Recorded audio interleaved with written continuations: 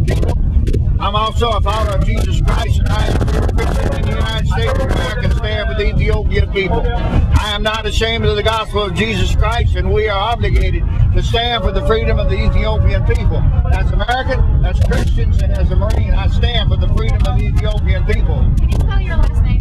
My last name is spelled F-I-X. Okay, thanks. That's all I need.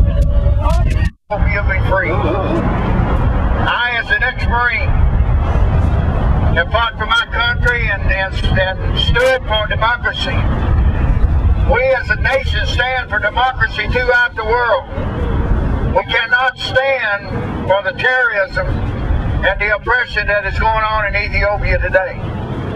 We must, with all good conscience as American people, stand behind the Ethiopian people in H.R. 2003 and demand that our senators support this in the Senate and get it passed, that the freedom for the Ethiopian people will be a reality. We cannot watch the oppression, the murder, the rapes of women, and everything that's going on in Ethiopia. People sleep at night. We must stand up and stand in the gap for the Ethiopian people. We have a responsibility as Americans to support democracy throughout the world. Right now, that greatest need is in the nation of Ethiopia. Please stand with me and the Ethiopian people to support H.R. 2003 and to get the people and democracy in the nation of Ethiopia, that the Ethiopians may be a free people. Thank you. All right. So we'll go to Mr. Adam Carter, ACORN representative. ACORN stands for Association of Community Organizations for Reform Now.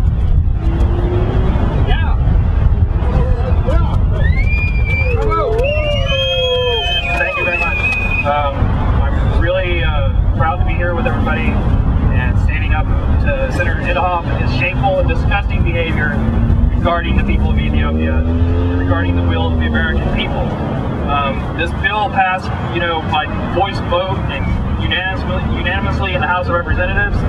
That means, the delegation for Oklahoma voted for this law, and Inhofe is fighting against the people of Oklahoma and fighting against the people in this country and what the good people of America stand for, which is not supporting dictators, which is not supporting slavery, which is not supporting rape, and these are all the things that Inhofe is supporting. By denying this bill, by denying this bill and not letting it be voted on by the full Senate. So I'm glad to be here, and I'm glad to see everybody out here standing and doing the democratic thing, which is letting your voice be heard. Let Senator Inhofe and let all these politicians know that this is unacceptable behavior. This is unacceptable. The American people from all over want to see this change. And it's wrong. And it's simply wrong. And I'm glad to be here. I'm glad everyone is out here today. Thank you very much. Thank you.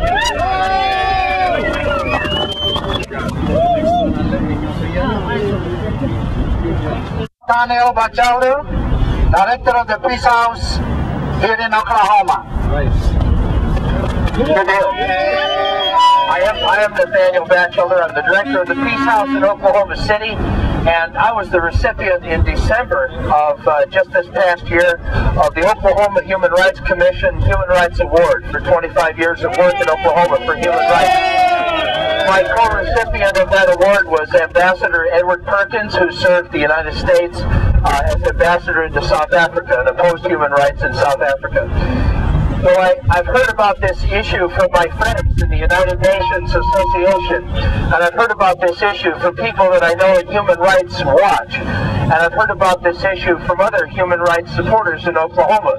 So I felt very confident coming here today because I've been visited by some of you at the Peace House. Our U.S. Senator from Oklahoma has been using his position to block progress of this human rights bill, most likely because Ethiopia has permitted the U.S.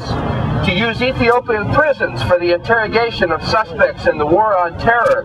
It is embarrassing to consider that Senator Inhofe is opposing legislation to support human rights in Ethiopia because Ethiopia has cooperated with U.S. human rights abuse in the interrogation of suspected enemies of the United States.